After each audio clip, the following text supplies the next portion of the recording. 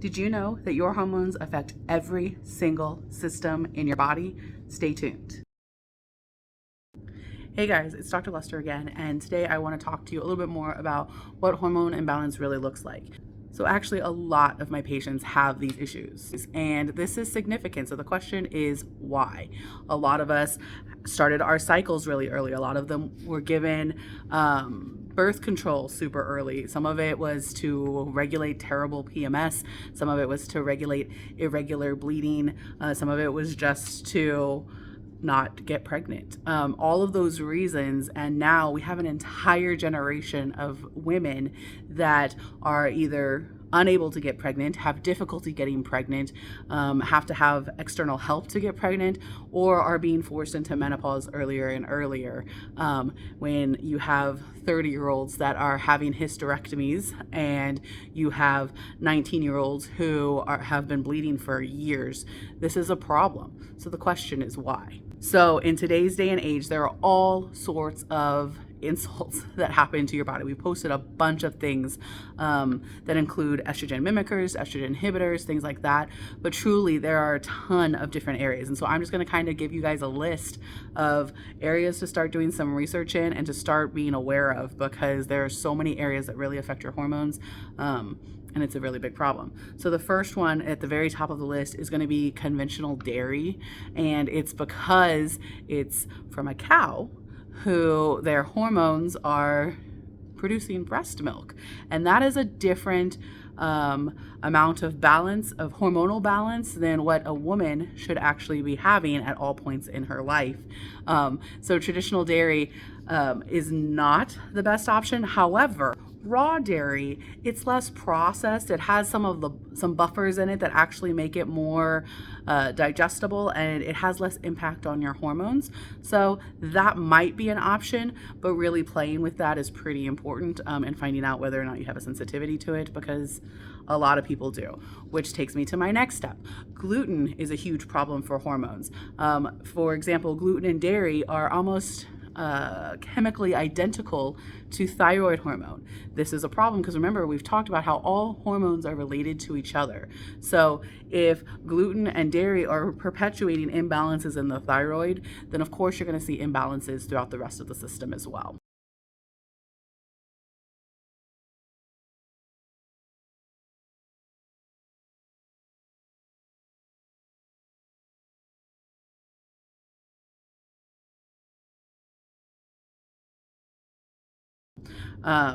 On top of that, they are also covered in all sorts of pesticides. Pesticides are a huge one we're going to talk about in just a second, but they are just covering all of traditional food. So it's really, really hard to avoid them, and they actually have huge ramifications on your hormones. So it's super important to take note of that and try and eat as organically as possible, or as close to the farm as possible, to avoid some of these things. We of course have talked about birth control pills and how and taking hormones in general and what that looks like for managing your hormones and just having a hormonal imbalance in general. So please refer to our videos about that for that whole conversation. And then interestingly, excessive caffeine and alcohol actually really impact your hormonal balance. So making sure that that stays regulated and that you reduce some of those impacts is going to be really helpful for managing those hormones, again, because you have a whole host of them that are affected by caffeine and alcohol. One of the biggest and most important things that actually impacts your hormones and that is crucial in reversing it is going to be blood sugar balance. This is important because blood sugar fuels a lot of these things, and these hormones can vice versa fuel higher blood sugar. For example, if you are super stressed out, then cortisol might be higher, so it's dumping all sorts of blood sugar into your bloodstream, right? So now is not the time to think about your sex hormones because you're super stressed out and, running from a bear. Not a great time to think about your sex hormones. So your body will be dumping that blood sugar in and forcing you to eat faster sugars like candy bars or whatnot to get you faster and faster energy. So you can see how this will lead to crazy hormones in multiple areas. Let's get to some of the nitty-gritty as far as the hormonal disruptors that are found in things other than food, because we've talked a lot about food. There are a few heavy hitters, and the first one I want to talk about is soy, which I just said was not in food, but the truth is it's found in a lot of things, not just food, but it's really a filler for a lot of different foods. But most importantly, it is an estrogen mimicker. It's called a phytoestrogen, and it fuels that estrogen dominance in women, especially when you eat a lot of it. And in men, it fuels more estrogen, which ends up making them have more feminine features, and again, a imbalance in those three major hormones. In foods, you see it in like tofu, soybeans, and in beer. And there's a lot of fillers. There's just so many fillers, but also you see it in chemical products as well, again, as a filler. Another one is going to be called BPA. Now, this has a super long name, whatever. The main places that you're going to see these things are going to be in plastics. A lot of them will actually say BPA free now, which is great, but there's still a lot of products that have them. Interestingly, in menstrual products, which kind of is counter to what we were just talking about, I'm going to see it in canned foods. It's becoming a little bit less in canned foods because of the awareness of it. One of the biggest areas that you can get it from is actually printed receipts. That ink, it has so much toxins in it and so much BPA specifically that they've talked about how if you can help it, do not touch a receipt to save your life.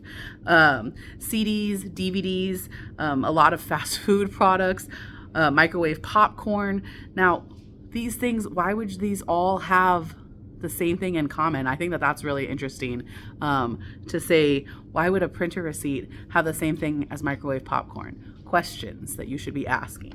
Another one is going to be called triclosan. Triclosan is found in things like antibacterial soaps, carpet, toothpaste, textiles like clothing, deodorant, cosmetics, cleaning products, and cutting boards. Again, things that are, why are they putting it on things where you eat, like toothpaste, and also in things like carpet? Like, questions. The last one we're going to talk about is, I'm going to butcher this, but I think it's phthalates. They are found in perfume, nail polish, plastic wrap, lotion, vinyl, air freshener, scented candles. So this one's important for two reasons. One, things like scented candles and nail polish, you inhale, you breathe a lot of that. That is a problem. And perfume, right? One of the reasons why they say that fragrances are one of the most important toxins you should avoid. And then on top of that, why is it also put in things like plastic wrap, which you wrap over your food? So again, questions that we should be asking: why are these chemicals on things that we eat, that we breathe, and what are the effects that it has on your system?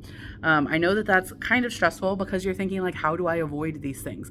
And honestly, it's a little bit of a pain because you're going to have to go through all of your products slowly and try to start changing them to cleaner versions. Now, can you avoid them completely? Probably not. So your best bet is going to be to boost your system, your actual health, and that will protect you from whatever else is out there in the environment. I hope that helps, and I will talk to you guys in the next video. Thanks.